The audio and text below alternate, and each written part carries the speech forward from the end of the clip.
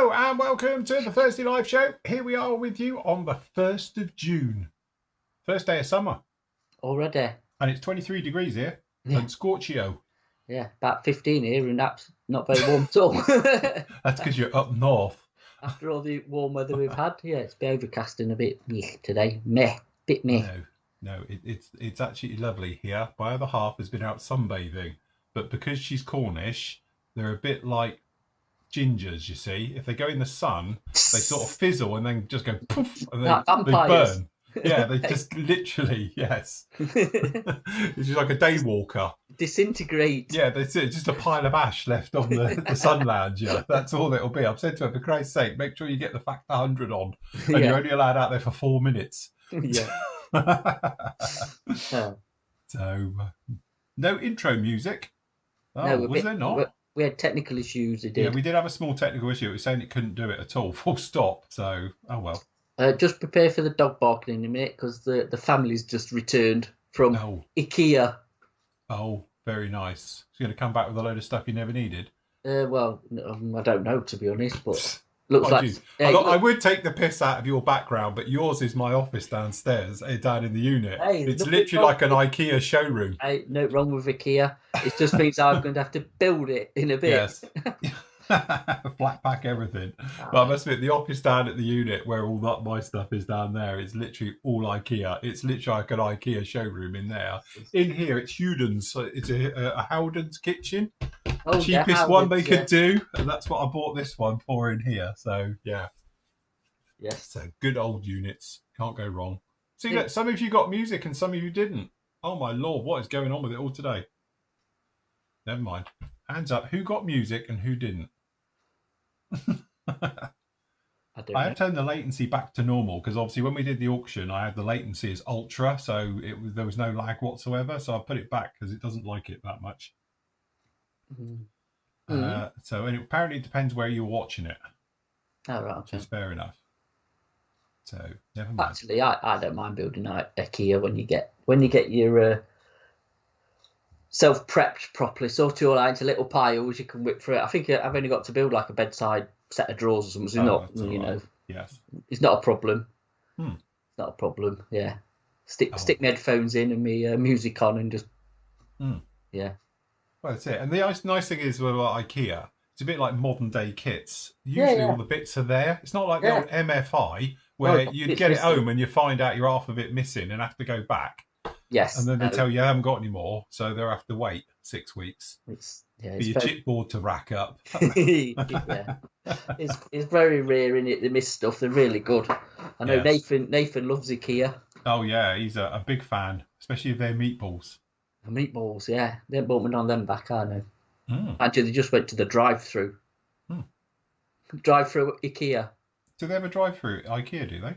Well, if you've been up and think it, you can just go into a bay and pick it up. Pickup. Oh, right, okay. It's like a drive-through. You don't even have to go into store where you have to, obviously walk around every little bit because you can't do shortcuts of how they lay them out. So you, like say, you buy a load of stuff you don't need. Yes, that's what you do. Yeah. Yes, when you know the store, you can just use the shortcut that just goes straight to where you want. Otherwise, you're following the little arrows around like a lemming with everybody else. There you go. IKEA. IKEA. Absolutely. Swedish meatballs or have the breakfast roll. Good shout. Absolutely good shout, that is.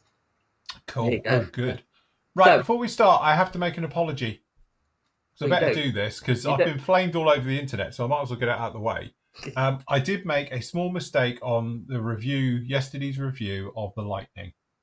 Because it turns out I said the decals were wrong, and it turns out the decals are right. So, and who got them wrong? Go on, spill it. I don't want to drop everybody else into it. I will take it on their behalf that Airfix did it as well and put it on their box art. Oh, sorry, did I say that? Nobody flamed Airfix for it. My point is Airfix had this release out and they did it and all the rest of it, and they've got it the wrong way round on their box art. So no one was on their back. Flory does it. The internet goes mental. It's like, it's found a fault. Quick, kick him.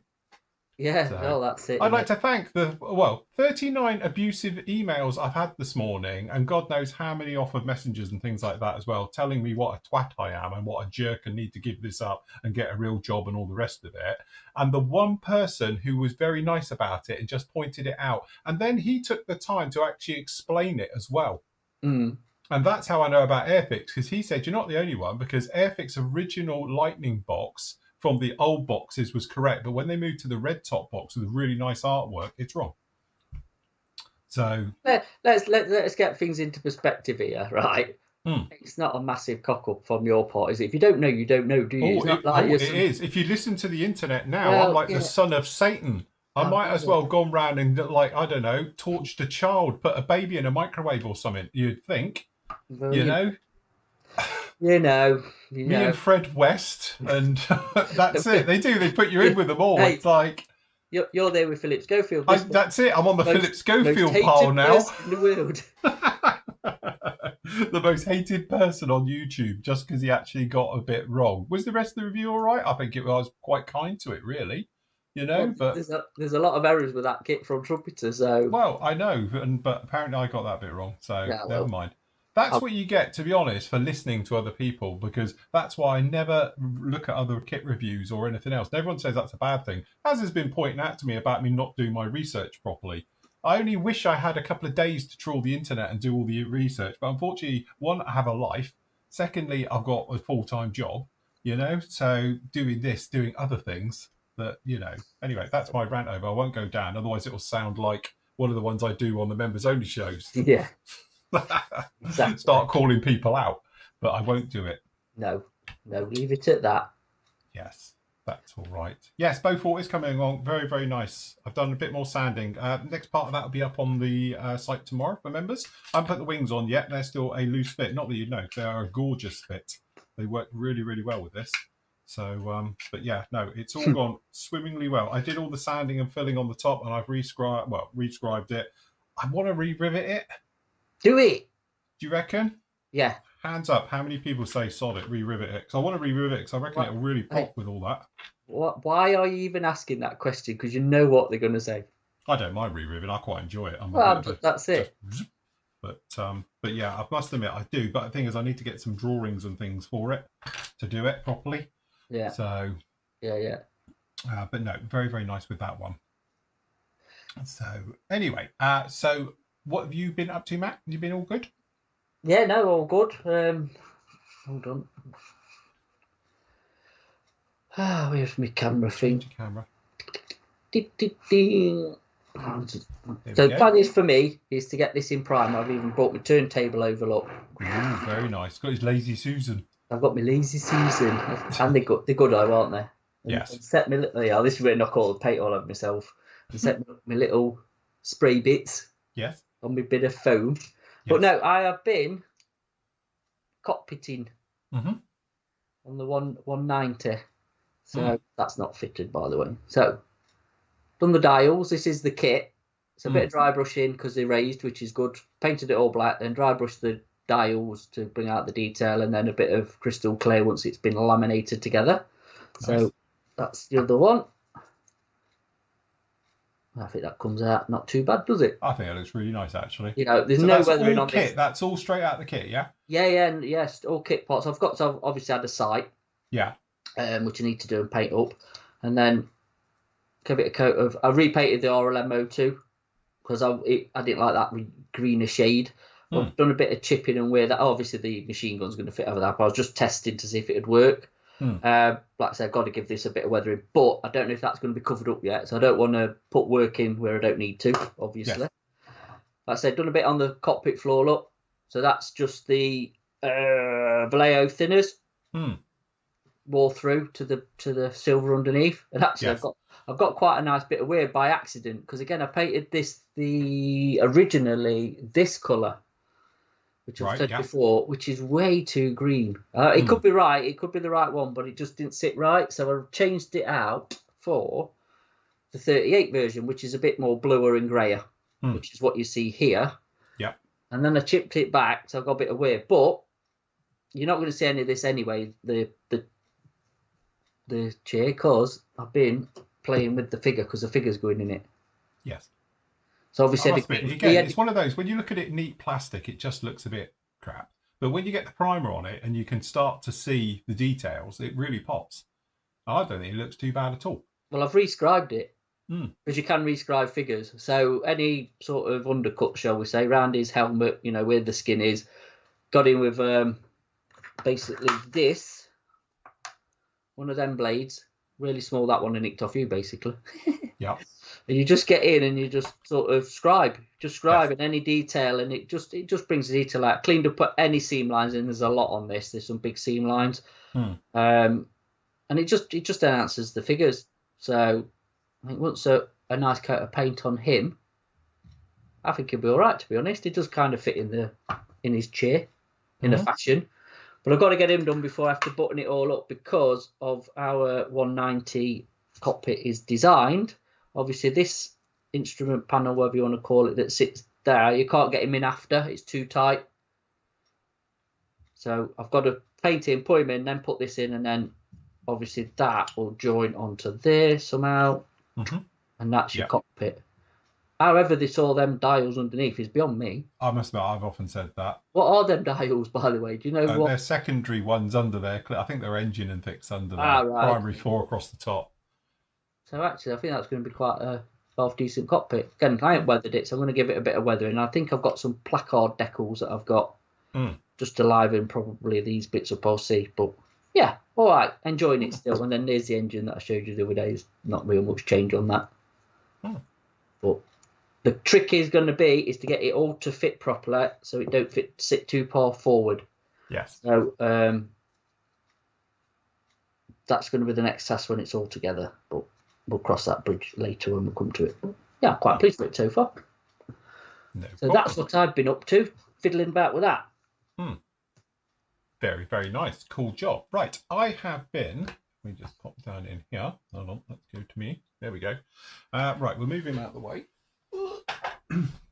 You might remember we were working on the Hurricane. And I know, again, this isn't me. This is, whatever. But I agree. When you look at the numbering, obviously we've got LEA and then we've got A. It should, normally they are the other way around, but apparently this aircraft wasn't. It was one of the few that was actually done. Normally it should be LEA on that side, and then obviously it should be LEA on that side. But they actually did it with them both like it on this particular one. So that museum is redoing theirs, and we were showing the pictures of last week and all the rest of it, is doing it correctly. All right. So decals, to be honest with you, you can probably see I didn't have to give it.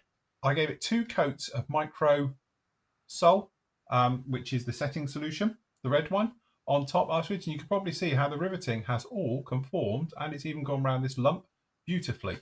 So we've got no problem with that. And you can probably see how nice that those have actually gone down. No problem at all. You see it under here. They've gone in very nicely. You can probably catch it in the light on here. See, here you go. They've actually gone in beautifully. So all the worries really about having to show you how to get this to settle down and all the rest of it was not really needed. So I'm happy with that. So he is all on completely finishing it off. So what we've done is we've gone around and we've just done a couple of little touch-ups with it. To be honest, I did a little bit of hand painting just in here on this leading edge because it was a little bit low. I fixed that one at the back that you probably would have seen where I had a little bit of overspray through where I didn't do it. So we touched that up as well. But generally we are now set and ready to get some weathering down on this one. So what I did this morning, which normally I would always say 24 hours, is to give it a sealer coat. So for the sealer coat, I gave it a very thin coat of, I'm trying to reach, but I can't reach it. There we go. Of this. So this is the matte varnish, which actually you can see, if it's quite a thin coat and you thin it a lot, it's still very shiny. It's no problem with it at all. But what it's done is it's sort of given this a nicer feel, because obviously this was just flat black under here. So it's given it a bit more of a shine. The primary reason for giving it a sealer coat like this is because of the carrier film all down on this one mainly, and obviously our little skeletal friend at the front here. Because if you put a wash on, as what we're going to show, what will happen is the wash, if it does get underneath this carrier film, you can't get it off because it's trapped underneath the surface, and I'll show you all about it. But this is very smooth and dry. So always, I would say, allow 24 hours for your paint to dry and your clear coats to dry before you do anything else to it. So what we're going to do is good old-fashioned but we're going to give it a coat of dark dirt wash. And then obviously for the dark side, we wouldn't see it. What we're going to do is make a mix, and we're going to add a little bit of dust into it as well, which is a colour that's coming out soon. You could just use white as well, or grey, whichever you can do. And again, you could, if you want to use the thick one, works just as well, but the thick one's really not designed for this. It's probably a little bit better to use something like this. So again, it's all to do with preparation of your model. All right, so we're going to do this live this afternoon, and we'll do the weathering, and hopefully it'll all pop lovely. So what we're going to do, this coat down in here is nice. There's no texture. Think of it this way: if you used to put a squirt of this onto a sanding stick, you're not going to get it off because it will get caught in that texture of the sanding stick. If it's just on a hard surface or a nice dry smooth surface like this, you will get it all off. So just to show, first of all, we give this a damn good shake first. All right, and then we'll pop this down. If you've got any questions about this, ask them afterwards, because I'm going to have to let this dry, and then Matt can do his bit and I can answer some questions and stuff. Again, another important fact is a clean brush. So this brush here that has the tape on, you'll only ever see me use this with the wash. The wash is just clay, water, right, and a bit of pigment. There's no chemicals in this. So what can happen is if you've got things like alcohol, especially like X20A thinners, even if it's dried on your brush or airbrush cleaners, things like that, if you put it in here, the wash can separate and go gritty. And what happens is that if you imagine all the particles are all floating around happily in suspension together, but then the alcohol makes it all clump up, and then very quickly you end up with a gritty finish. So if you ever wonder why that's happening, that's the reason why. All right. So we just got it on the brush, and all we're going to do is, just grab my glasses, is we're just going to rub this circular motions absolutely everywhere, going right the way over it. The reason for circular motions, you're just helping it push into all the little nooks and crannies. So again, we're going right over the decal. So obviously the decal now will weather equally as exactly as everything else is. Obviously we've got stretch fabric effect down in here. So again, you won't see it as well as you would over riveting, but we need it all to weather the same. All right, so we're just going to come down the back here, and for the moment we'll do like a wing, and then we'll pop down and do the other one. So again, just rubbing it liberally absolutely everywhere. Don't leave any spots that are clear or anything else, because trust me, it will look odd. Because although you won't think this will weather much, it will. It will start to darken the model down if you're using obviously a dark wash like this, and obviously if you're doing it over high contrast stuff. So obviously if you've got white underneath and stuff like that, you're really going to see this pop. So just a quick question. Sorry, mate. Go on. John's asked, are the light wash and dust wash visually very different? Yes, visually, when they're side by side, they're very, very different. The light wash is technically white. The reason it's called light wash is because the soil, technically, the clay we used is a natural product. So we have no control over it. So sometimes when you're used to cut into the block of clay, it'd be like marbling inside, and because it is that natural. So consequently, we could never get a pure white color. Now that said, about 10 years ago, when we changed the formula, we found a new source for it, and it's a lot more refined. Instead of it literally coming out the ground in a brick, they do some things with the clay first and refine it and make it all a little bit nicer. So that's why it's pretty much white now, the other one. The new one, the best way I can describe it, or Matt might come up with a better idea for it, but it's almost like a bone white. It's got a funny colour to it. So, and that's the thing, all right? So, as you can see, so the new dust one, I don't know how well you'll see it on this, but you can probably see it's more of a grey. It's got a grey. You can see the clay's laying quite heavily down the bottom. If I put it with the white, you can probably see the difference. Yeah. It's a lot more natural colour on the actual dust one. This is great for, obviously light weathering, stuff like that. But also if you were doing things like rain marks, dust effects, as I say, it's what I use all over the dozer to give it that dusty look, is using this stuff. All right. So you can mix this stuff together. So I'm just going to put a bit next to this. All right. And on the camera, it looks white, but trust me, it's not. I don't know if we can get a contrast with the camera. Maybe the overhead here. You can see it's not bright white. It's more of I call it like bone white. I'm sure if I was part of Citadel paint range, I'd be calling it bone marrow or something. Bone marrow. So what I'm going to do is I'm just going to take a bit of each and we're going to mix. So we're just going to come up. We're not going to need tons of this, but you can mix the colours together. So we're just going to have a little off colour. So we just got a bit with this and a bit with this, and that I think will be absolutely fine for it. So what we're going to do is carefully grab the other wing down in here, and we're just going to put this over. And again, if you're not happy with the colour, like for instance, you do it, and when it dries, you think, God, that's too light. That's that's not what I'm after, blah, blah, blah, you know, then don't fret. Just literally come along and overcoat it. Don't try and wash it all off and start again. Just literally overcoat it. All right, so that's done. I just need to do under here because I forgot. So we just go back to the original colour. The original dark dirt, I'm just going to flick around the wheel wells as well because that can weather them up. And you're fine. All right, just a little bit just down in here. And that is it. And what we'll do live, we'll let it dry. So I'm just going to grab a little bit on the back here and on the front where I've been holding it. And we'll let it dry. And you'll see this will take, in this weather, not long at all, around about sort of 20 minutes, half hour, and it'll be totally dry. So, and then we can show the results. There you go. Hopefully. Hopefully. So that's how that works.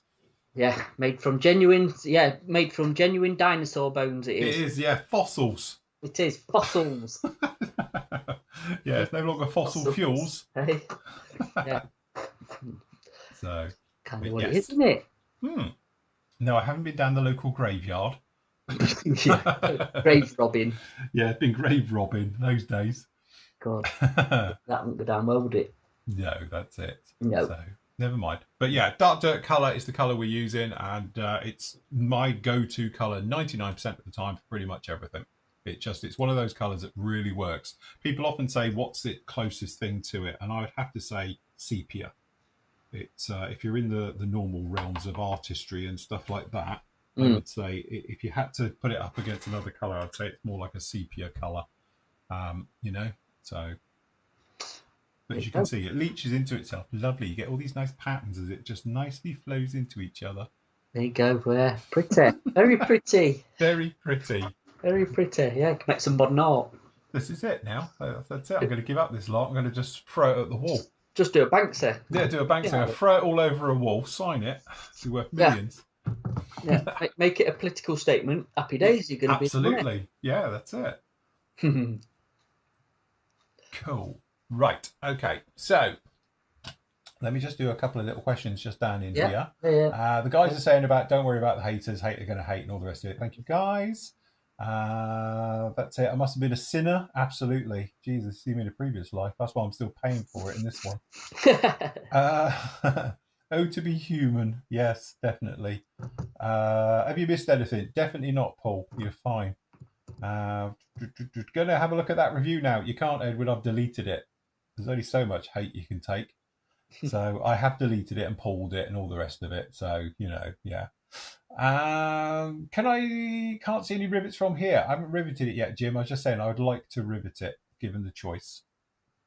Talking about with Nathan. Please, Phil, make sure you do us a show on doing rivetings. I have done one. I'll show you in a minute. I've already done tutorials on riveting and things like that. So if you remember, you'll see it anyway, because I'll put it as part of this show, but as part of the video build for it. But if you're not, have a look at my tutorials on riveting. So that's good. So rivet before or after primer? Again, it's one of those things. In this, because it's a grey plane, you could probably do it before, but it's easier to see where you're going if you do it after. Because you could have the problem I had when I riveted the Marauder, which actually worked in its favour because it was crap anyway. I needed a bit more practice, but yeah. I obviously did it before after I'd rescribed it, and then once I got primer and stuff on it, either I hadn't gone deep enough, which is probably the case, but I thought the rivet wheel would do the work and not have to put any pressure on it. Right. Yeah. But then obviously you're seeing they were all, it was a Friday afternoon 5 o'clock job. I think it was really, really bad. So I'm quite glad I didn't do it properly, if that makes sense, because otherwise there's a lot of remedial work to sort it. Yes. So yeah. So it's working out where to rivet and where not with my problem, I think. Yeah, I think we were saying you need some good reference material to show you. If you can get the original sort of, the artist drawings from it, and it shows you where it is. I tend to wing it a bit because you know where roughly formers and runners are going to be. and you tend to do it. But if you can get pictures of the real thing, I remember obviously the biggest thing I re-riveted was that Bear bomber, 72nd Trumpeter Bear, TU-95. So obviously we re-riveted the entire thing, which was a massive job. But luckily I had some drawings that showed where they all were, and I had some really good photos. So you could literally follow the photos in some of the areas where it was a little bit more complex as well, and you can roughly do it. But like I've said, in some ways, sometimes you have to do a little bit of whiffery. You can't do every last one, otherwise it will just look like it's covered in holes, you know? But what about the scale? Because obviously I was trying it in 72nd, weren't I? Yeah. And I think that could have been the downside. I was trying to put too many in with the scale I was riveting, if that makes sense. Yeah. I think less would have been more. Mm-hmm. Yes, definitely. And I think obviously when you're going up the scales, then it's you know, then it's, you can probably add more, I think, you know what I mean? But yeah. It's one of those ones, it's finding a balance, because if you did every single rivet the real thing has, it wouldn't look right. You can't put them all in, but you just do the bigger ones, so to speak. So yeah, that's the effect I was going for. Yeah. So yes, but no, we don't forget there is stuff in there and all the rest of it, so you will. Nathan's got his delivery from PM. Oh, that was good. Hope he's happy. Sent him a little extra. Oh, did he get a little bonus in there? Yeah, your bonus will be coming as soon as it gets delivered.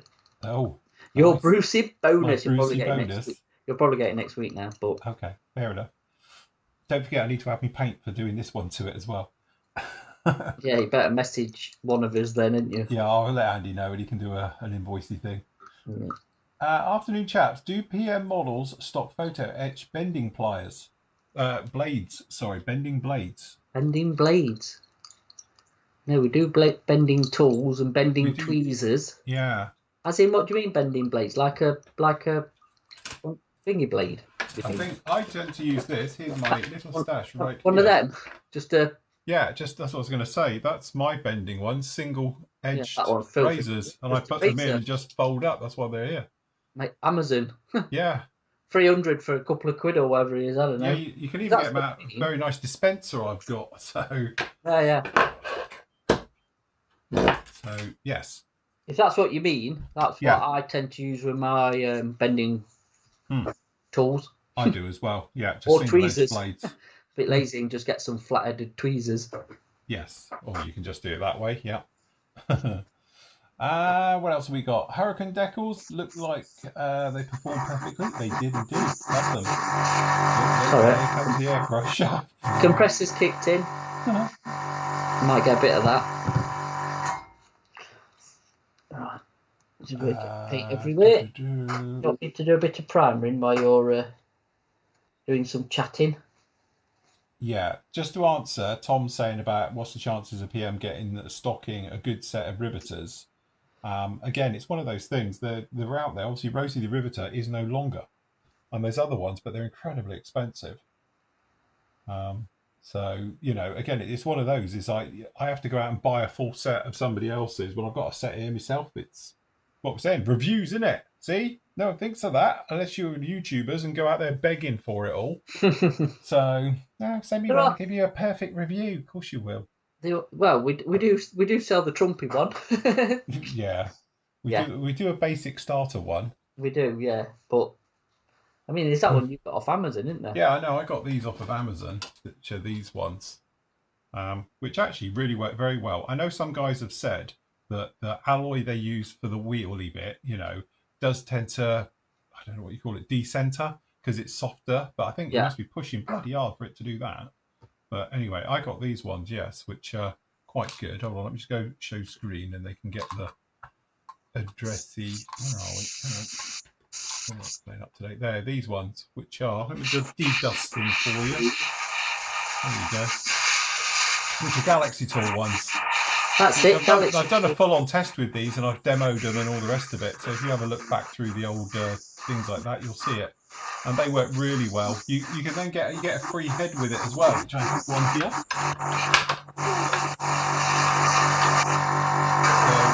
So this is those. Sorry, mate. To be honest, it's all right. I've used it. They work really well. The only thing is they're not as smooth because it doesn't have a nice pin that runs through this. So they're not. So getting them to the right tightness where they're tight enough not to slip or run on, but not too tight to stop. So it's binding it. What's really nice as well is these ones.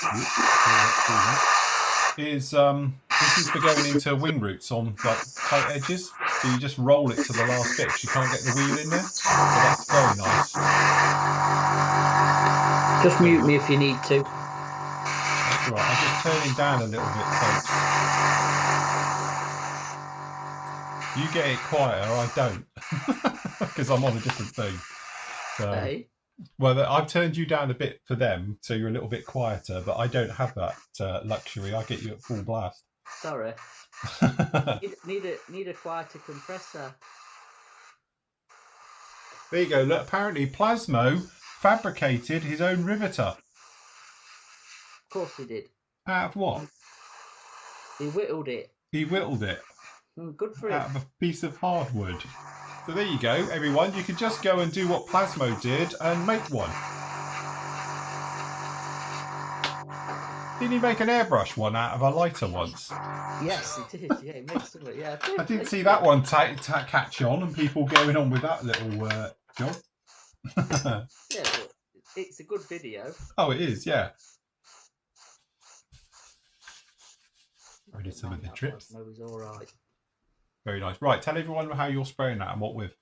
I am spraying it with a Neo. I've got Nice. the Neo out. So, hold on, let me just give this a coat and then I'll explain what I'm using and why I'm using it. Okay?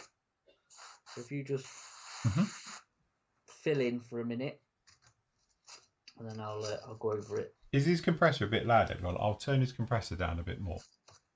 Apologies for the compressor. Yes. I'll tell you what, I can't find either the lid for my blooming airbrush. I'll turn his voice up, but you're going to get his compressor. I'll try and be a bit onto it.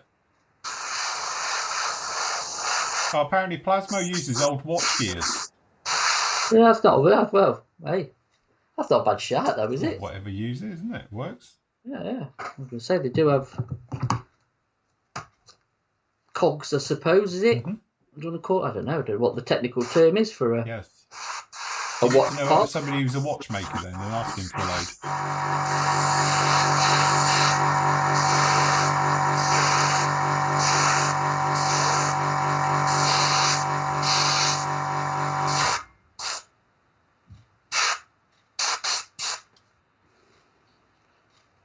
Plasmo can do magic with anything. They can. They can indeed. So, right, what I am using is the white equivalent of that. Right, okay. And what I've had to do is, to be honest, I've had to decant it into one of our empty Tamiya jars because this one's okay, as you can hear. The white version was just solid, as in a thick mass of, well, I don't know if it started to go off or whatever. So I decanted it, chucked the crap away, and obviously like used the good stuff in here. Thinned it with a bit of X20A, if I remember, or Aqueous thinner. Yeah. And just to get it to a decent consistency for spraying. Because I just want to use it, because it's one of them primers I've had and it's just sitting there, so I might as well just get rid of it, and these streams are good for that. So hence why I'm using this one and not a Gen 3. Obviously the Gen 3 stuff's out now, which is the upgraded version of this stuff. So, you know, but while I've got it, why not use it? So basically this is a polyurethane one, as it says on the waterborne polymer. Yes. So 24 hours, if I remember rightly, if it says on there. Does it say on there? Yeah, I can read that better on the camera than I can with my glasses on. Yeah, that's it. It says for 1 day. Let it dry completely for 1 day. Yeah, and do that. Yeah. Do that and you won't have any problems. So the plan is with this being obviously olive drab as well, but I just want to get some coat of primer on it, see what we've got. Sorry, probably out of shot there, but coat of primer to see what we've got. Correct any, you know, seams or whatever that need doing, and then actually I'm going to paint it silver because I want to chip it. Yes. So I just, like I say, this is just to literally just get an even coat on it, get rid of this horrible olive drab bloody styrene that they've moulded it in, and then we'll go from there really. So yeah, So just going to give it a gripper and then obviously let that dry, which it already probably is, and then we can go on and give it a proper coat and build it up. It's just patience. Usual thing with spraying, patience, which I don't have a lot of, but you know. Nor me. Definitely not I just want to whack it down, but I know it always bites me when I do it, so. Yes. So, nice even coat.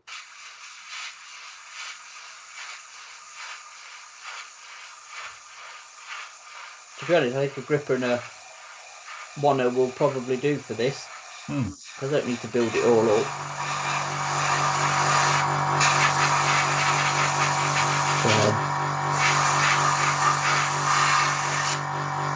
But yeah, we had some horror stories with the old polyurethane to begin with, didn't we? We thought it was the bee's knees, and yes, you know, we've had this conversation, but I think this one I do like the AK ones. I've never used the one you had, the other one. Yeah, Stynylres. Stynylres, I never used that. I never got on board with that. So I've had the Vallejo ones. Yeah. And for other things, the Vallejo ones are okay, but just not for aircraft. I don't think they're brilliant because the tech's along to just go off.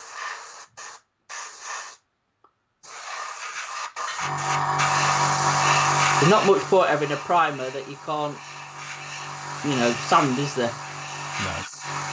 Kind of defeats the object. Didn't you say that's still very thick, that? It's very thick? Yeah. Not really, why? It's only because it looks quite speckly as you're spraying it. I think that's just my airbrush. Oh, right. Got the cap on. I never normally spray with a cap on it. But, yeah, probably is a bit thick, I'll agree with you. But it's working, so it says. Look at that. As soon as I say that, it's clogged up now. Look, because of you sod. Sorry, I've just jinxed it. Sorry. Right, I was spraying lovely then, and then it's just clogged up. Sorry, I've done it now. Sorry, do apologise. It's ruined me flow. Yeah, I probably could do a bit of thinning, to be honest, but I can't be bothered. Just whilst doing that, I'll just show the boys and girls this. This is going back in time a little bit here. And this is the Focke-Wulf 190 from Revell, which isn't riveted. So I went along and did a bit of whiffery and did a full video all about doing the riveting. I'll just mute Matt whilst he's doing that. All right, so again, there's a full video down in here about how I did this one and going through the motions of it to somewhat bring it. And again, there's a lot of whiffery in this. It was just that I tried to use the raised rivets by HGW, whatever it was, and they were just horrible and never worked. So I ended up redoing the entire thing. So I did that one as well. And that turned out very nice. But also we got a video on it as well. So if you come down to the old, in the tutorial section on the forum, there's a free video here all about rescribing and re-riveting. And hopefully that'll get you on the right track as well. So if you're not a member, you can catch them just down in there and have a look at those ones. Again, with all the other tutorial ones down in there, it sort of goes all the way through. And then again, showing about scribing in there. I'm just looking for the ones. Here we are. So this just talks about obviously the thickness of scribing and how the angle and the weight you use behind it changes the line, because this is the same scriber used different ways. So very light lines and heavy lines right the way through. And then obviously we show about doing shapes and squiggles and things and panel lines and all of that. And then obviously doing riveting for real when we re-riveted the entire of the Spitfire. So yes, there's lots of stuff down in there just like that. And again, there's all high-res images that go along with it, all of those down in that as well. So if you want to see that one, that's a free to watch right the way through as well. And it's just part of our No More Tutorials area. So just pop along, click on tutorials, it's all free. And they're down in here. So just click on this one. It's Basic Modeling 101. We've got the one on airbrushing. We've got the one on weathering. We've got some classic stuff. And we've got the quick tutorials as well, which hopefully will get you on the right track with all of those ones. So, yes, all good stuff. Meanwhile, it's all right. I've had you muted. You're all right. You're back now. You can mute, mate. It's fine. No. Don't like to mute. I muted you a bit then, just when your compressor was going. Yeah, it does kick in and make a bit of a racket, doesn't it? Mm.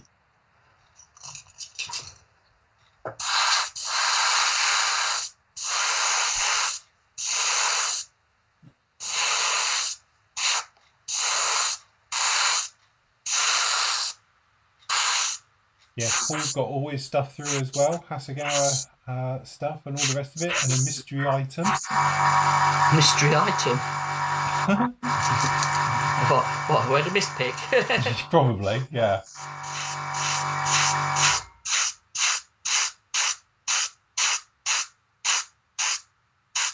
Super smooth. Mm. So it is a bit on the thick side. English must use Humbrol. There you go. Gosh, who used Humbrol? I must admit, I haven't used Humbrol for 20 odd years now. Do we need to bring it and make it have a comeback? I think so. I think we'll just champion it.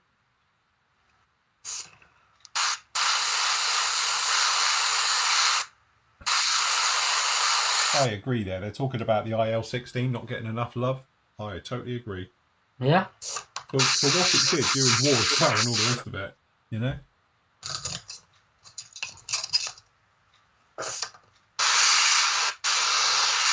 I've seen is it Zungtong models are back, because they did the Tupolev TU2.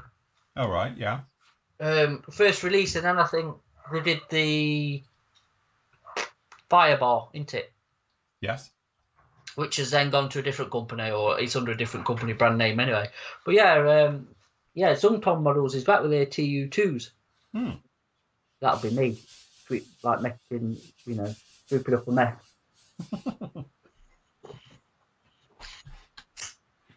Sorry, I need a drink.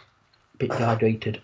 All right. As you can see, this one's drying back very nicely. Underside won't be. So what I'm going to do now is flip it over, let the underside dry a bit. And we'll let this all dry off. If you do miss any areas under here, don't worry about it too much, because when you're wiping it off, what will happen is you'll push it into areas you might have missed. But what you've got to do is make sure it's dry, because if you try and wipe this off now,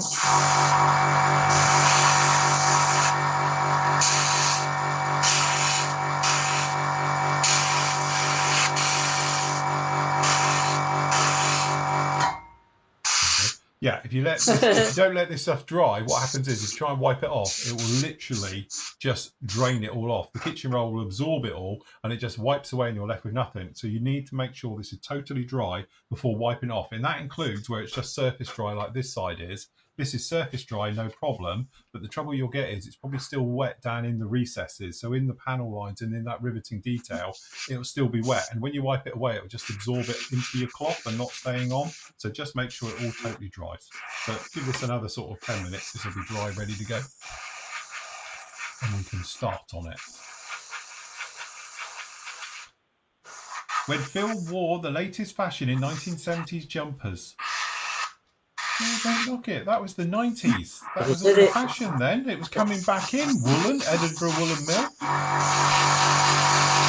They say that was definitely 90s jumpers. Yes. Pure wool, no acrylic in there. Yeah, no static. No static. No static required. No. Jim says that he's found when he's spraying Vallejo paints, they sort of have a rubbery texture. They do. It can take a bit of time to dry. They do, absolutely. That'll be the polyurethane that's in there, which is technically the binder for the paint and what makes it sit nicely. Trouble is, though, as you say, it can be a little bit longer to dry because the air has got to gas off, has got to get through that to get out, and it can take a little bit of time. And that's sometimes where if you're holding the model all the time, you wear through it as well. So you can physically wear through to the plastic. And that's where the paint hasn't totally gone off yet, so it makes it soft and you can wear through it. It happens a lot with acrylics. Get the old eggshell effect, don't you? Yeah. Right, I'm going to leave that to dry off. So if you want to go back to you before I flip it over into the top side. It's all right, you're all good. We're on both of us at the moment. Oh, brilliant. So, yeah, I'm going to let that dry off and then I will turn it over and get the top side thing. I'm going to avoid all the clear parts where I've already pre-primed them as much as possible anyway. Yes. I don't really need to cover them in primer, but I like white primer. Sorry. Yeah, no, it is. Sean says, has anyone ever attempted the HPH 48 scale B36 kit? He's very tempted. It's going to take a long time. As a long-term project. Need to clear out the garage though. Yes, No. and your bank account. But no, I've never, and I wouldn't. It's too big for me. I just couldn't afford it, and I've got nowhere to put it. So not for me either. I had the 72nd one, and I've been that off because I sold it because I think that was too big. Yeah. Funny enough, I think you know what scared me about it though, and one was all the masking of the clay pots, which now you can get a mask set for, or one's coming out. Yeah. After all this how many years, and it was a raised detail, but that wouldn't bother me anymore. Now I know how to tackle it, so it's just where do you put it. I was thinking, you know, I've got a bit of a thing for bigger kits at the minute. I've got loads of wall space at work. Yeah, you could hang them all at work. Yeah. I don't know why I've never thought of that before, if I'm honest. Because I tell you what's come out. I don't know when we're going to get it over here, but it's out in Europe. Is the A20? Yeah. So the HK model's A20, and that does look a nice model, I have to say. Yes, definitely. Let's flip the camera back onto us. We're looking at a bench drying. There we go. Look at paint dry on mine or wash dry on mine. Look. I know. Look at him being all posh. I know, because I just get paint all over me, so I need to protect myself. I'm not even in work gear. I'm in cash. I always have mine. Mine is slightly more dirty I think than yours yours. needs a wash. Yeah. Do you know what? I've never washed it, and it looks like it. So, I think you need to stick to the machine. I tell you to go outside and brush myself down every now and again. That's about it. I can tell you now, 10 years ago, I would never, ever have been seen dead in an apron. Now, no, I agree. Anymore, I've just lost. That's the nice thing about getting older. You just think, I don't give a shit anymore. No, that's it. You're not so subconscious. I'd rather protect my clothes. So, but going back to the A20, there's another one as well. I've been having like the medium bombers anyway. The A26 from Hobby Boss. Yeah. And one of the B25s from HK. I think, Yes. I must admit, that B25, it's winking at me. It's like... The little one. Me and you. Me and you need to get it on. Let's get it on. Need to put a bit of Gaye on. Yeah, it's got Marvin Gaye playing when I walk in. Yeah. Pull it out the stash. Pull it. Let's have a look. Hold on, let me grab me out of reach. I'll just disconnect. I was actually hoping I would have some deliveries to go, but I haven't. They've not turned up. Postman's let me down today.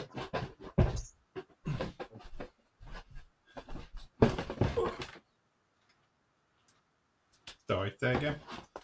I said I was hoping to have some deliveries that are turning up. I'm expecting, but nothing's arrived, so we can't have a show and tell or anything. No, that's the one. I must admit. Yes, very nice. It is actually. It is nice. Is that jumping up the queue? It could be, yes. But then I've done so much World War II stuff at the moment. I'm sort of working through lots of that at the moment. So, yes. Yeah, but at least it's colourful rather than grey. Well, yeah, there is that to it, yes. Nobody likes the grey stuff. Well, they do. Well, that's why I did the F-15 in the camo. Yeah. So, make it a little bit more interesting. So, yes. Yes, I'm sure they will, Jim. I think it's going to come out in 48 scale as well. Might be a while, but I'm sure. Hopefully they will. Hopefully they will downsize it because, like I say, it's one of them kits that there's only that old AMT kit that's out there anyway of an A20. So get a bit of mileage out of it. It's either that or ICM might jump on it. One of them's got to do it, I think, aren't they? Because obviously the ICM are working through the mediums, aren't they? If they've done the A26s and now the B26 Marauders are coming out, which will be cool. So, definitely. But yeah, like Richard said, it is like Phil's done. He's just run out of wall space now, haven't you? I have, yeah. Well, the thing is, it's going in a sort of fashion really, because this is bombers on this wall. Because we've got obviously the Lancaster, the B-17, we've got the Vulcan and the B-52. So there's a bit of a theme on that side. And then behind me up there, we've got the Bear Bomber and the BC-10. So, and an A-10 over there, the 32nd A-10's hanging up on the wall. Yeah. So, but yeah, now I've run out of wall space. But again, I did think about putting some down the unit. Yeah. Because go down the unit. I would say up the stairs, but it's a bit tight. Yeah, yeah. Come home, my other half will go mental. The hell? So, have you seen what Sean's put? Hmm. Oh God! Me and another Flory member are going to revisit an old kit this summer and paint it with Humbro and using hairy sticks. Oh, looking forward to seeing that. Yes. Yes. It's a bit like we did say once and then binned off the idea rapidly about the starter sets. You can only build it with what comes in a starter set using their paint. And I did try it, if you remember a live show ages ago when we had Airfix on, wasn't it? Yeah. And I was doing their Hawk. Yes. And I tried to use their paint live on air and it just wouldn't go, full stop.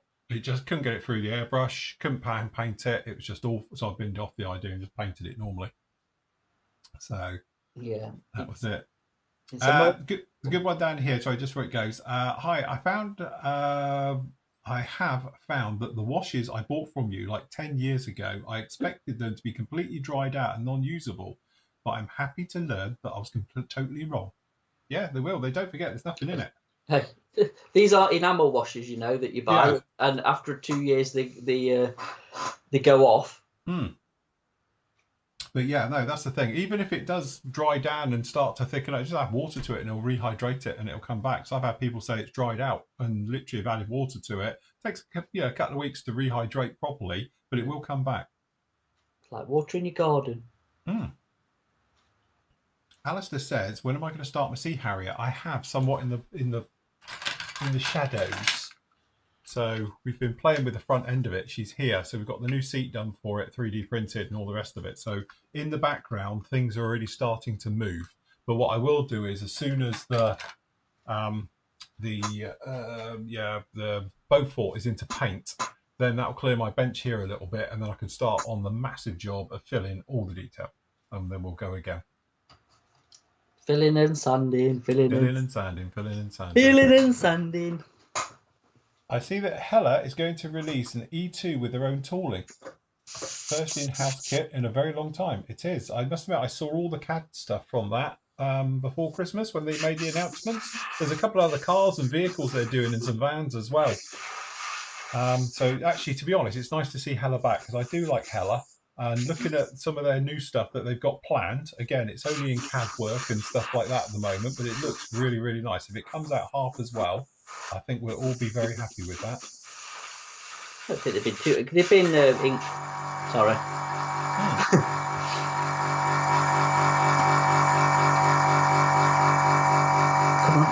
Come on. They've been in collabs with Kinetic, haven't they? Yes. So. And just to say, people have been talking about the compressor sound. A lot of it is our microphones, the way they pick it up. Unfortunately, Andy's got a silent compressor, which is more louder on camera than Matt's. It's just that when you're there, you can't really hear it, but the microphones tend to pick it up, and it's a bit like when you're airbrushing, you get the air sound from it. It's that pitch that microphones love, and we don't. Yeah. So, unfortunately, we haven't got a sound man here tweaking his little receptors to filter it all out for us. My compressor's behind me in the spray bay because I'm not obviously in the spray bay, and my microphone is there. Yeah. So obviously the sound here, and it's not a massive room in here. It's so it just picks it up. I'm afraid. Yes.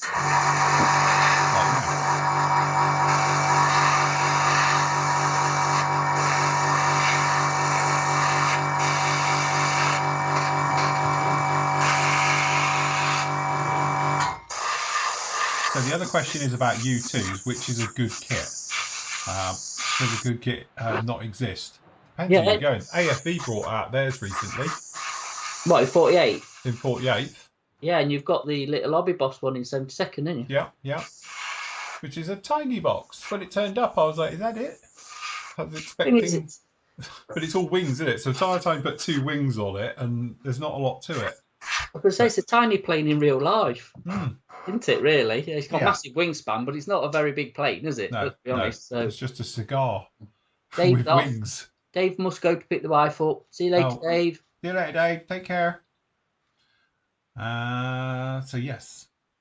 Hurricane's looking good. It will be in a minute when we get the wash off. Literally, it's just dry now. I'm just going to give it another moment or two, and then we'll be taking it off and showing the miracle. The miracle. It's always worry when you do it live. It's like doing it at a show, isn't it? Yeah. It is, yeah. You get people and they're like, you know, well, let's see you take it off. And you're like, oh, God, here we go. So, but yes, just needs a couple more minutes. As a classic example, let me show you what I mean. So, obviously, it's still wet here. If I was to start wiping here and it's going to come off, that will just wipe away and that would be like plain paint and not weathered at all. All right, so that's the problem you've got. You can see this is leached through a bit. This is the white on the underside. Just come through the top, but again, don't worry about that. All adds to it. There's a couple of little effects you can do with this as well. So if you wanted to go for more a blotchy effect, for instance, you could take some of that lighter stuff we did before and just randomly stick it on top, let it dry in, and when you buff it, you'll get a marbled look to it as well. So that's another good way. But down underneath here as well, you're thinking, oh, that's quite dry. But if you look in here, you can see it's still a little bit damp. You can't take it off when it's damp because it literally just wipes away clean, and we don't want it clean. We want it dirty. So a couple of little points just to make out on this. If you have never seen me do this before, then the surface preparation you put on before the wash is the most important thing. For instance, you can do this over a gloss finish and you'll just be left with pretty much what we're going to get on here anyway. But a nice smooth gloss will leave you with just recessed details, and then obviously you might get a little bit around raised details, but not much. So that's all you're going to get. You'll get no other weathering at all. So you'll get all the panel lines will look perfect, all your actual riveting detail will look perfect, maybe a little bit on raised surfaces, but not much at all. If you step that up and go over a satin finish or a semi-finish, all right, what's going to happen is you're going to introduce texture to the surface of your model. What that texture is going to do is trap the clay and the pigment in there. So what happens is when you try and wipe it away, it can't get to it to wipe it away fully. So that will give you a more weathered look right the way through. Last up, you do it over a flat finish, which will give you an incredibly heavy weathered look, and you'll have to work with the wash to get it off. But you can do some really, really interesting things with that, like we showed on, probably the B52 is probably the best one. Where are we? Videos. 1 second. B52. Where is it? There it is. Right. So on the B52, for instance, when we were taking the wash off of this, you can see in here, this was over a flat finish. So it's really, really grimy. So you have to work at it to actually get it off. So as you can see, it's caught in the texture. So it's given it a really dirty, grimy finish because it's caught. And you can see how it's dried on here and how we've got it heavier in some areas, not as heavy in others. And this will then come through when you come to take it off. So you can see it's heavier there than it is in here. You can see it's cleaner there, dirtier up here. This is how we were doing it. And then obviously by the amount you take off and leave behind, you can vary all the panels. So you end up with it looking like this. So you've got quite clean ones here, dirty here, cleaner here, clean, clean, dirty, dirty, and you can do it. So that's how you can work it out yourself, you know, to put it in. So when you take it off now, you can see down in here how it's got different panels of different dirtiness right the way over. So it just gives you a more sort of, you know, sort of natural look to the wear. And down on here, you can see this is that clear stuff. You can see dirty, dirty, clean, clean, right the way through. Sorry. All right. So yeah, so down in there to see it come off. And as I say, there's a video about that. You can see the last part about it in there as well. It's a free to watch for everyone else. All right. So that's it. Down in here, you can speed this up just a little bit and just get your airbrush.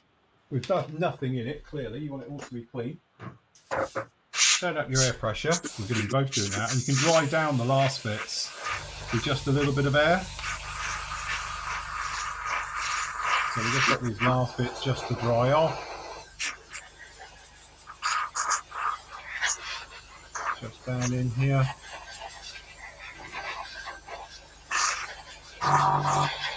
You can do things if you want to do. You get the wash to come out, and then you can spray it, and you'll get drip marks, run marks, and it'll stay like it. So you're doing heavy weathering, but back here, you see where this is, sort of cleaned it underneath. Just mute me. All right. We'll just dry this last bit off just down in here, and then we'll get this off.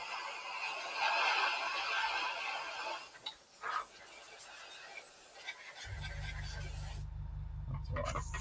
See, look, all compressors are going now. Can hardly hear yours. Yeah, mine's nice and quiet. Yeah, yours in a cupboard. Well, it is in a cupboard and it's stood on a load of carpet as well, just to keep it quiet. Okay, once you've done that, tell you what, it doesn't take me that long to prime my stuff. You're a professional at it. Me, I just whack it on. What? I say I just whack my primer on. You're so delicate and nice with it. Well, you know. I'm not, because I've just got a chuffing run. Oh.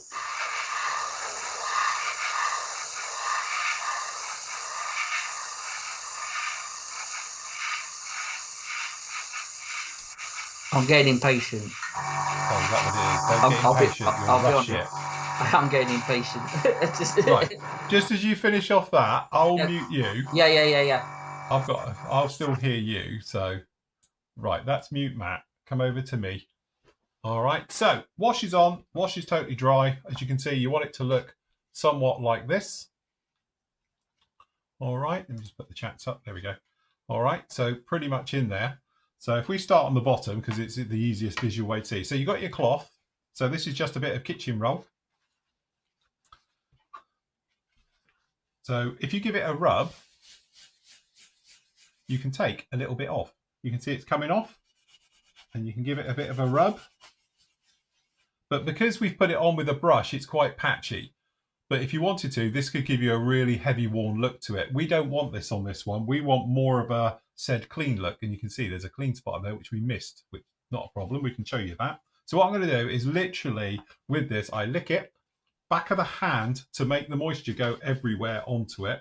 So what you've got now is just a damp cloth. All right. And with said damp cloth, just grab my glasses so I can see. We're just going to slightly do round motions. And because this is just damp, it's leaving a lot of the grime still down in there. But if we wanted to, we can wet the cloth a little bit more and you take more off. So you can see this is a wetter cloth now and it takes more away. So the more you moisten your cloth, the more you'll take away. If it's just literally mildly moist or very just damp even, you'll get this type of more dirty grime effect, all right?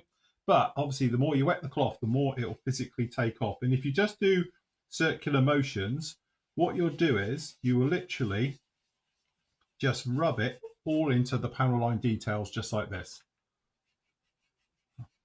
So again, keep moistening it because obviously as the clay comes on your cloth, it will naturally try and dry it out as well. And even that bit we missed, you can see it's put it in there. So what we're going to do now is turn the cloth over. We're just going to mildly wet it again. All right. And then finally, just go over, rubbing it all down. If you get any little stubborn areas, you can give it a little bit more moisture. And we're just going to come in and we're just going to polish this all up. So it's literally just a panel line wash now. And that is it.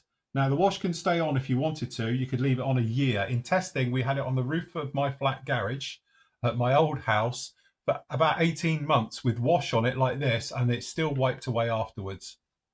So it's absolutely fine. You can see it's gone into the panel lines and the details down on here as well. And then again, if we just do the other half, we'll do the light area. Same way. So we just wet the cloth, circular motions, rehydrating the clay, because that's all you're actually doing. You're rehydrating the clay and then it's wiping away. And you can see down in here, this is the color we've gone for, which, you know, is a sort of just an off color. But you see, as you wipe down in here, you can see how the clay, it's naturally just taken off the high areas. We've actually got the sort of effect in here. We don't really want it on there, but you can see what the effect it's doing. So again, we'll just take those off. And then again, just down in here, just down and away. And then again, onto here on the front. And once you get used to it, you'll be a lot more forceful because you know what roughly it's all doing. So you can just get in amongst it and get most of the wash off probably on the first pass. But then when you come back on the second, you're literally just doing cleanup work. You've left a little bit of sort of film on here. You can see little bits through. And obviously the second pass will take more of that away. And then again, down in here, because it's just literally onto the panel line and the riveting and the things like that. And then Again, if you've got corners to get into, you can use a cotton bud, just wet it. I tease out between your teeth so you get a little bit of a point, and then you can just come in around these areas and get down into intakes in all these areas and go in. The wash is totally happy over any type of paint. So down in here, you've got technically lacquers on one side, you've got Tamiya's down on here, it's good on acrylics and everybody else in between. Wheel wells and stuff like that just goes in, we give it a little bit of a rub round. So obviously again, it'll just stick in all the areas. And again, we just grab a clean square, just like this, just to tidy up everywhere now. So again, we're going to wet it, final polish up.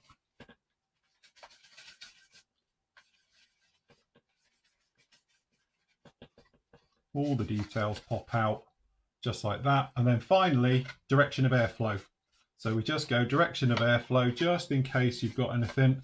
If you do get any marks, it will then drag with it that particular way. And there we go. Simple as that. Again, some areas obviously has got riveting, some areas got various different things. But again, this is just over a nice, very smooth, I would say gloss to satin finish, somewhere in between. Again, a bit tricky to get down in there. So again, just in these areas where it's a little bit tricky.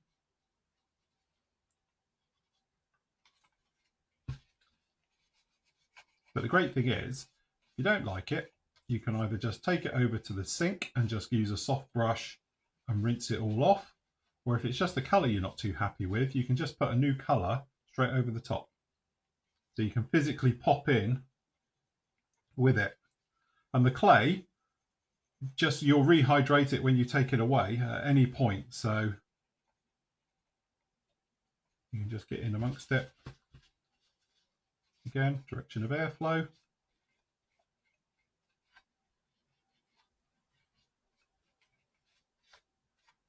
There we go.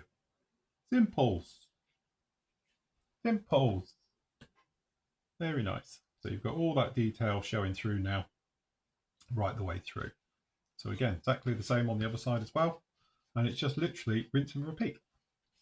So again, quite easy on these because it's a nice big flat area.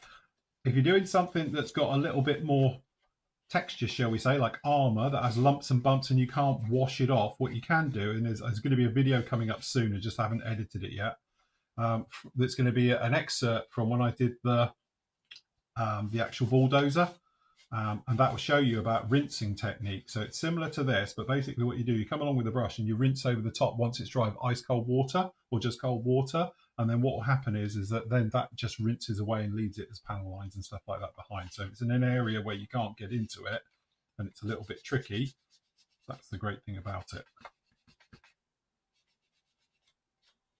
So yes, good job. Go on. Yes.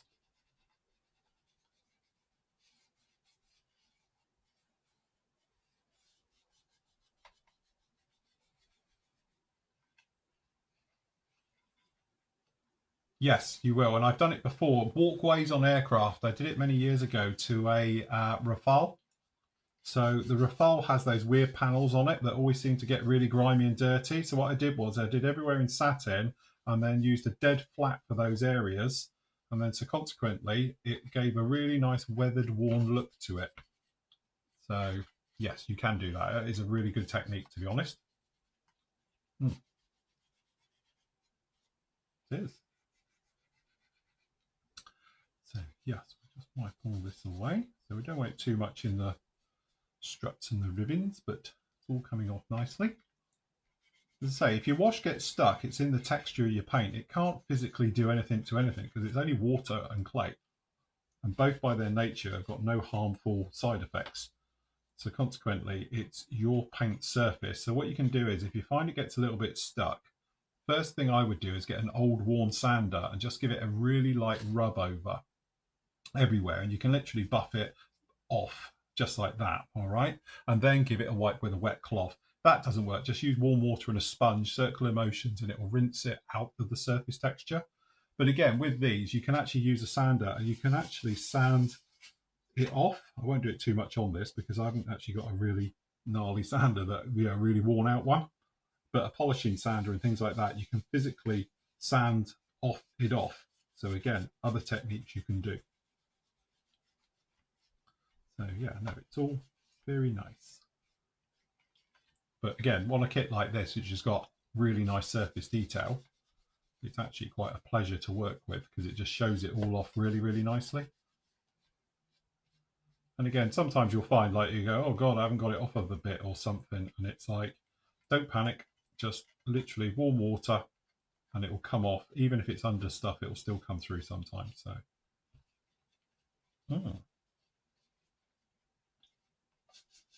yes. How's your priming? Are you all done now?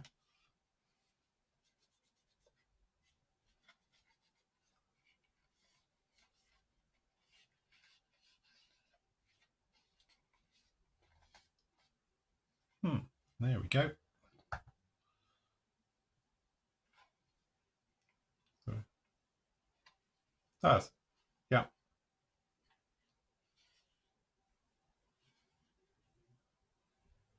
Yeah. Yeah. Yeah, it does pop. Comes out really nice. So again, it just really just adds all that detail and literally makes it all come to life. Sorry, need to turn Matt on. Good point. Muted, am I? You were muted. So I'm talking to you, but they don't know what I'm saying. Yeah. It's all right. I've finished spraying now, so we're all good.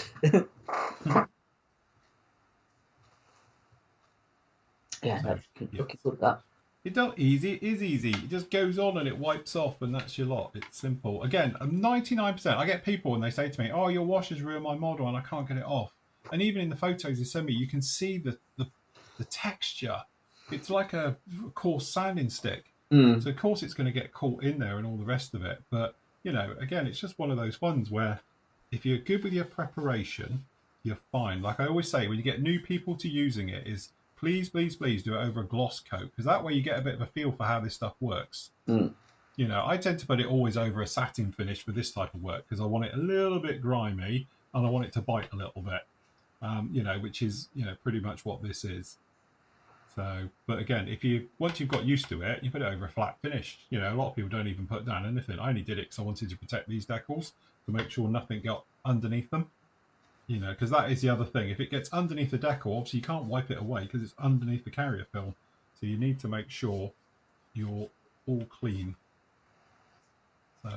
So technically now then, if you like a cleaner build with a panel line wash, yeah, you're finished. You're done. Put the odds and sods on and that's it. You're yeah, you're good to go. You're good to go. Yeah, absolutely.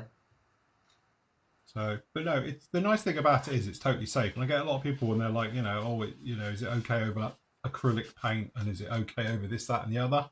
Honestly, it's fine over everything. You know, it doesn't matter what this stuff goes on. It's just to do with the texture. You just want it to be nice and smooth. So that's the thing to it. So yes. Cool. I should have painted P40s in white. They look quite good. They do the one with the white tail, don't they? That's what I'm doing. The New Zealand ones. Yeah, it'd be nice. That gives it a nice bit of contrast. That. Yeah, it might save me actually painting the back end. I might just mask it off. So, yes. So raised panel lines works roughly the same way. So raised panel lines, what happens is it butts up against it. So again, hold on. Good job I've got all this. I actually used to have a file on my computer. Is it on this one? I was doing an online thing and I had a file. I don't think it's actually on here. Let me just check. I had a file all lined up with various photos. Yeah, I think I've deleted it now because I was doing this webinar thing and yeah. Hold on. Let me just bring it up manually. Video build. Let me just show you on raised panel lines. Because we used it on the Voodoo as well, didn't we? I'm sure we used it on the Voodoo. You did.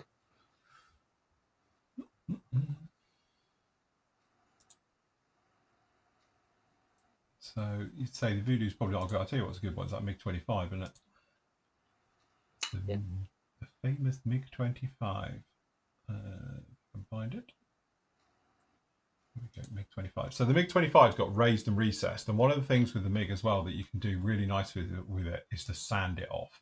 So this is the MiG 25 being sanded it off. So the great thing about when you sand it, you can see in these areas here, this is all raised panel lines. So when you do it, this is an old worn out sander and you just rub at it and it gives you a really nice effect because you're not wiping it out. It's not like it's buffing out, it's just leaving it into these areas. So it's got recessed details and raised, and all I did was sand the entire model back. So you can see it stood out really, really nicely on these ones. So all the raised stuff just looks absolutely fab, but the other stuff, not so. But you can see it down in here. This is all raised panel lines of how the wash will cling to it when you sand it back. And then obviously we went through further oils on this one and various bits and pieces to give it this really worn down, but this is all raised panel lines on these. So the wash sort of really grips to it and gives it a really nice look. Tell you what, that kit was a proper game changer. Yeah, it was, definitely. Yeah, really, really nice. You know, for ICM, and I think just in general, because I know there's other kits that ICM have done, I think like the 111s and the 88s, I think come out before that.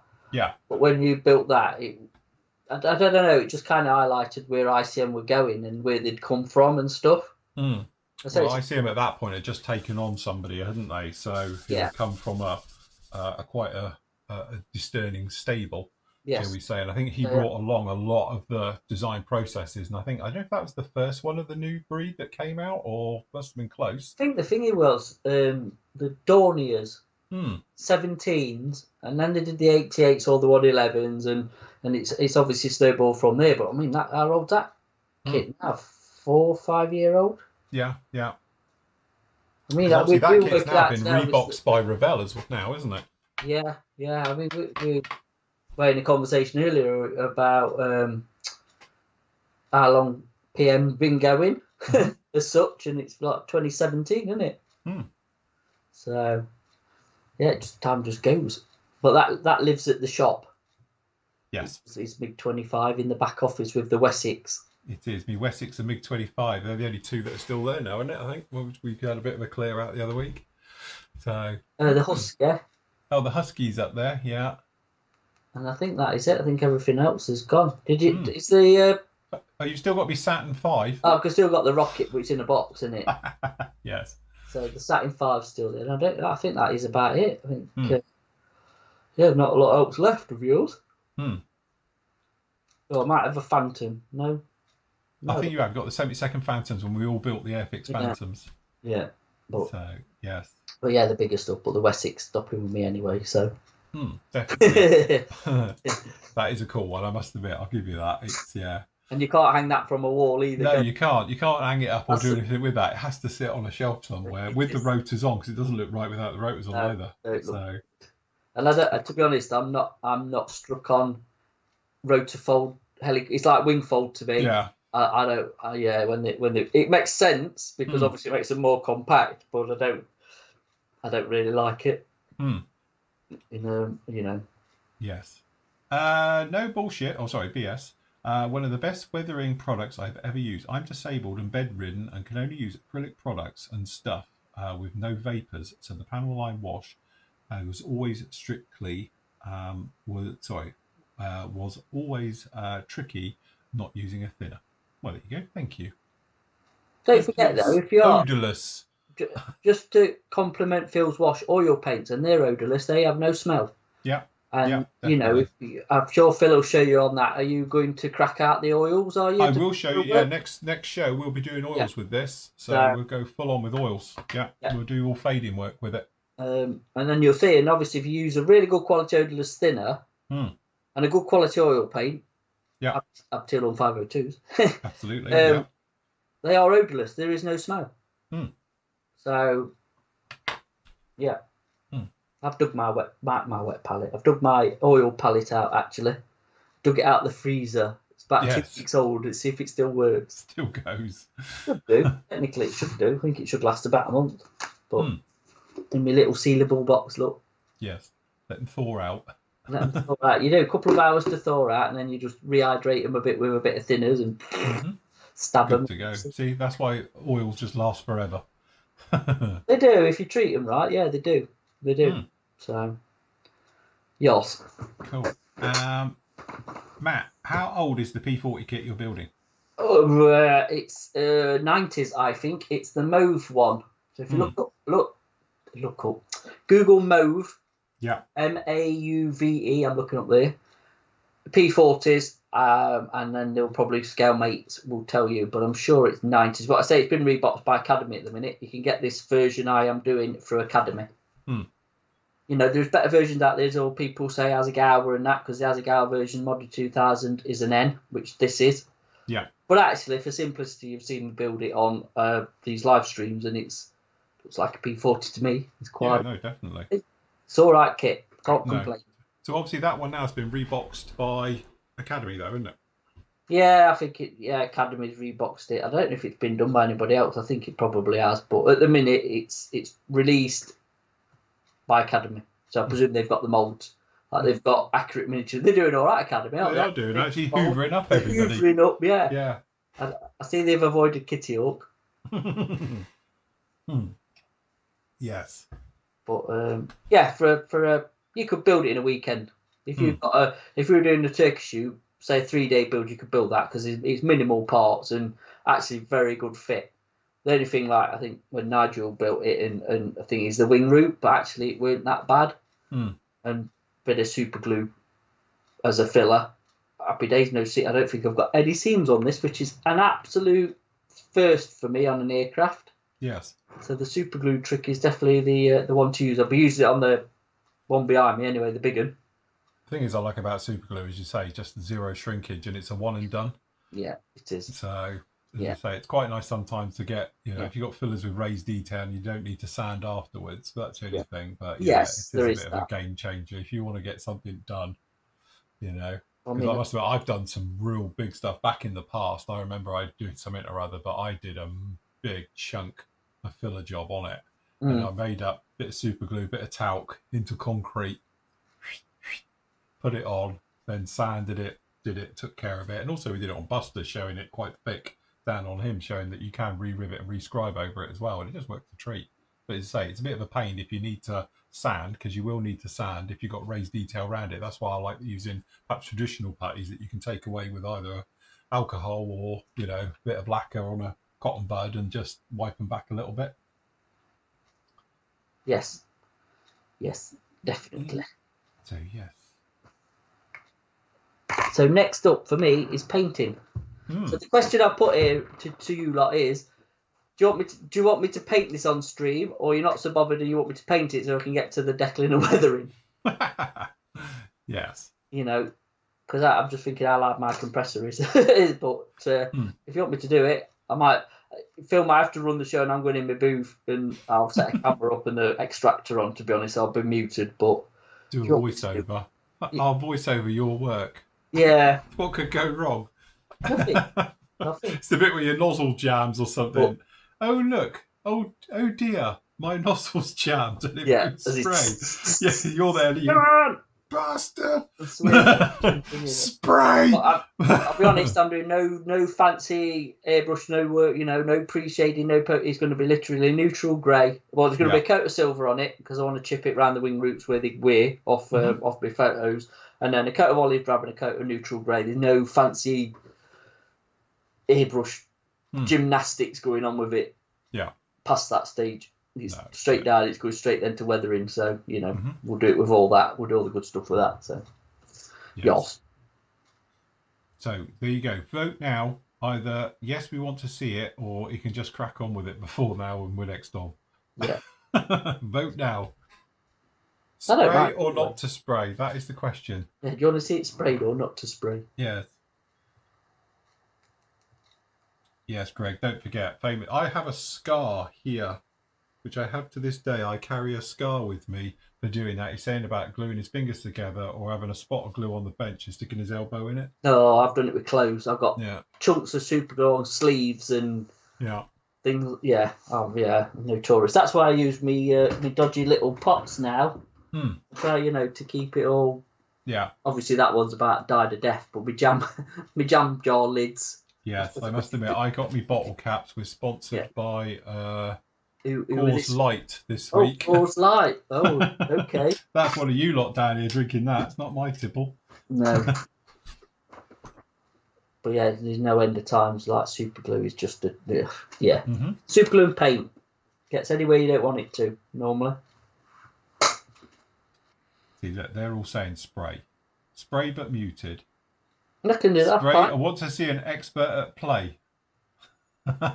You'll be watching me then. If you don't mind, I'll do it. It'll have to be a couple of sessions, I think, because I'm going to have to do the grey or the green and whichever. So yeah, it's fine. Yeah, no, if that's what you want to see, we can do it. But fair enough. Not a problem, Mo. Yeah, no, they're all saying spray. Okay, spray. So no, that's fine. I'll voice over for you. What could go wrong? There you go. There you go. Look, saying spray. Spray, yeah, vote spray. You know, I have no idea where that come from. Isn't it annoying when your phone does that and you look at it and you've got nothing here? Yeah. So. Yeah. So. No, it's my other half actually sending me details of something clear out to buy on Amazon. Yeah, it's one of those. So never mind. Good job. Righty ho. I don't know. Are we sort of done for today then? I think so. Yeah, we're 5 minutes early, but yeah, we're done. I think we're up to date. There's not a lot else we can do. I need to clean the airbrush before it don't work ever again. Yeah, I would. Quick, get some thinners in that. I'm gonna get some. Actually, that'll be all right. I'll get a bit of airbrush cleaning. That's a good thing about acrylics. It doesn't stink, does it? No. As a Beaufort looking, it does look pretty cool, mate. It is looking cool. It's all done. She's all looking nice. So I'm going to pop the wings on. We'll do that for some filming in a little bit, I think. Do they slot in then? They do. They've got wing roots. Put the overhead on. So proper wing roots. Oh, okay. So you can, sorry, not wing roots, wing spars even. They got little tracks they slide down into. So you pop them in each track and then they go on. But look at that for a join. That is amazing. So you could paint them separate. Theoretically, you could paint them separate, yeah. And could you leave them separate? Is it strong enough to hold its own weight without gluing them, or will it need with the gear on? I don't know actually, because the thing is, because obviously it comes on. You probably could, yeah. It wouldn't be a problem for it. That is. But they are a very, very good fit, beautiful fit. So that go on. My next thing, to be honest, is this. So I've got to do the masking. Well, hey, you've got a T-face one, so in and out. Hey, what? That's in and out. Yeah. You are. Have I ever masked the internals ever? Well, you do today. No, he doesn't. But yes, so I have it. We've got various sheets down in here. So this is the next thing, which will be tomorrow's work. I'll be getting this one masked up because what I want to do really is I'll be doing some work over the weekend. I'll be hopefully getting this into some stage of primer. I don't know what to do about the torpedo yet because again, I'm a bit drawn. This one's got the bay underneath here for the torpedo, or you can do it as a normal bomber. And I've seen photos of them both.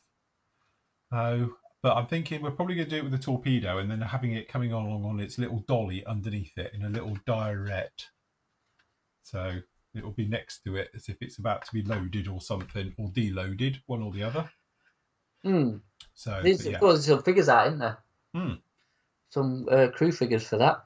Yes, yeah. So another one we're making a base. It'll be a lot. I've got another base. I have at the moment. I've got the two over there at the moment need bases. I've got the Huey here, look, literally, and I was wondering about this one. He can have a little base like that. I have all these ideas. Obviously, we've got the dozer here as well, so he's going to need his. And now we're looking at that one. I'm thinking of a dispersal site for hurricanes because I've got the Airfix one as well. God. So yeah, take your pick. It's fine. Well, if something materialises, like I hope it will in the next few weeks, I might be coming to see you, and I'll bring the wire cutter behind me. Yeah, bring your wire cutter because I haven't got one of them. It's there somewhere. I don't know if you can see it or not, but it's up there behind the on-air sign. We can do a bit of live stuff. I have got plenty of plaster of Paris down in here, so the bit where the police pop round, I have to explain what this is all the time. No, mate, it's me plaster of Paris. It's not me pure Colombian uncut. So I have got that here. So I've got that. So we're all right for making up some wacky stuff. Yeah. So we'll be all right. Look, I found where my white tack went the other week. There you go. I found it. Yeah. If that had been my white tack, the dog would have eaten it. So, yes. No, all good. So, The model student said, I wish I could keep my space as organised as you guys. Are you joking? You see my Facebook page compared to what it's like in reality? Oh, yeah. To be honest, I have to have a clean workspace. This will all be cleared away and put away when we're done because it will just annoy me. I'll tell you what, the problem with doing bigger kits is I've found as well, which you'll know this because you've done far more than ours, is they take up a lot of space. There's a lot of real estate taken up with the box, with obviously I've de-sprued as much as I can because I need to get rid of it and put them into me box that I made up into segments or trays. Yeah. But yes, let's say the boxes behind me. I don't think it's on camera, is it? But for the 190, but yeah, they do take up a lot of space compared to a 48 fighter or a tank or you know, the shelf above me. It can't even live up there. It's that bloody long. But this is what my place used to look like. I know. God, that is. Look how tidy that is. Look how tidy. Look, even the things hanging off the wall. It was only 2 years ago. Well, 8th of September 22. Hey, look, there's the Wessex. There's the Wessex, yeah. And there's a B-52 poking out behind there as well. There is actually, yes, there is. So how tidy that is, right? And then you compare that to sort of today, as you can see, just in this section here, you know, with all the cabling, all the crap now we have, and all the computer stuff is where in that photo it would normally be seen. But yeah, as you can see, and also there, I've only got the A10 hanging up, where now I've got them all the way across there and in front of the cabinets as well. So yeah, that gives you a bit of an insight of what it should look like here. And people go, oh, you've got such a lovely space, until you see the reality. Like if you didn't have all the cameras and everything else, it would be a fantastic space. But yes, as I know, once you start getting into a bit of technology, it gets in the way a bit, to be honest. Yeah, I've got cameras on tripods and all sorts in here, and light. Oh God, yeah, it works. It does the job, doesn't it? Yes, yeah, it is. But when you see it like that, I think, oh, it looks lovely. Whose is that? Because it isn't this. Yeah. Half of the trouble is, like over there, I've got the F-15 just stood there on a box, right? I've got the Mosquito, 30-second Mosquito next to it. And then just past that, I've got the seaplane we're working on. So that side's taken up with all of those at the moment. Then I've got these all sort of living here on my bench somewhat. And then over there, admittedly, it's gone down a bit because I've been getting them out to you guys for the auction, some of the kits from the auction and that. But the Harrier box alone is massive and takes up a big chunk of space. So it's just finding all this stuff. And I still want to do a run and get rid of all my recycled sprues to take care of. I've got that, and I've got another box set full of them. So they need to go out and see Mr. Recycling.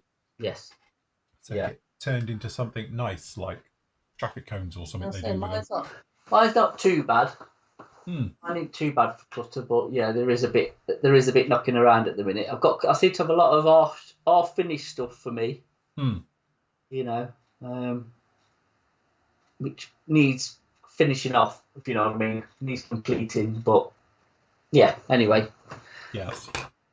So I just zoom in a bit and crop it all out. Look, it looks fine. It's far more tidy in here now. So, but yeah, the trouble you get as well is obviously the more tools you get and the more equipment and gear. I've got drawers full of it. In all these behind me, the black ones, it's all full of tools and paints and all stuff. You just never use any of it, or occasionally. You know, what I use tends to be just here. That's about my grabbable limit for it all. But again, you buy all this stuff and never use it. It's like... or once in a blue moon, and you pull it out because it's like, oh, glad I've got it. But yeah, I've got drawers. You know, this has got 2 drawers, my desk here. And then there's the spray bit behind me where I've set up the spray booth, and that's got a set of drawers with airbrushes in the top and different things. We'll have to do a bit of a tour. Yes, we will. As I say, I'll sort out that camera. I've got a webcam on a big lead, and I can go around, but I need to plumb it all in, so we'll do that for another show. I could probably just spin it off this cam here and just that's it. Do it. But I've got, it's. I thought somebody was just wheeling a lawnmower down our street, but you got a push chair. Oh right, fair enough. Close enough. So. Have the auction kits gone out? Depends who you're asking. Some of mine have gone out today. The rest of them will all go out tomorrow. Who is it? Who's asking? This is David Anderson. Mr. Well, if you've bought mine are going out tomorrow because I had an invoice yesterday, but I've not been in work today. So if it's mine, they're leaving tomorrow if you've paid. Yes. So if they're Andy's or Nathan's or whoever's, I've got no idea. I can't answer that for you, mate. Look, yes, mine are off out tomorrow. Fair enough. We can do that, but no, we're getting them all out soon as. Don't worry about it. It'll be with you very soon. Yeah. Right. Okay, then we will leave it right there. I'm off to now go and flog myself, beat myself around the head with this. So I will be off now and repent and sell my soul. You've got to build it now. What? With the Decal on back front? Yeah, absolutely. I'm going to get the Airfix decals now back front. So yes, I won't do it in those markings now, just to be spiteful. Though, if you want to have a look, pop onto my Facebook page because I have put a very interesting video about them. And I tell you what, seeing them do their display, because that's what it was. In those days, you didn't have the red arrows. Each squadron took it in turns, didn't they? Who was going to be the year's display team? Is that the Firebirds? Yeah, so this is 56 Squadron being the Firebirds. And it must have been the most epic sight to see them all at takeoff, stand on their tail and go straight up. So they all go down the runway and go straight up for the start of their display. And it's like, that would be the most epic beginning to anything ever. Did you actually see any of the display? Because they were very quick. Well, they were very quick. Most of the footage is from another jet following them, because obviously the crowd, it's like, there he goes, there he goes, there's another one. There he goes. So yeah, but no, it is very good. But if you pop onto my Facebook page, the Flory Models Facebook page, I put the video there with my apology, and it shows them doing that. So I thought it's quite cool. Yeah. So good job. Right, okay then, we will leave it there. Thank you very much for joining us today. I'll pop back with you tomorrow for the weekly roundup show on Friday. Members, you'll get the next part, obviously, of the Beaufort will be up with you, which is all the construction side of it and doing those types of things, I think, and finishing off the interior. So we've got all of that. And then we'll be back with you next Tuesday. We'll be on again next Tuesday, where we do a little bit of oil work and weathering on that one. I'll be doing a bit of painting, I think. Very nice. Good job. Yeah, cool. Nice. Okay then, guys. Thank you very much for watching.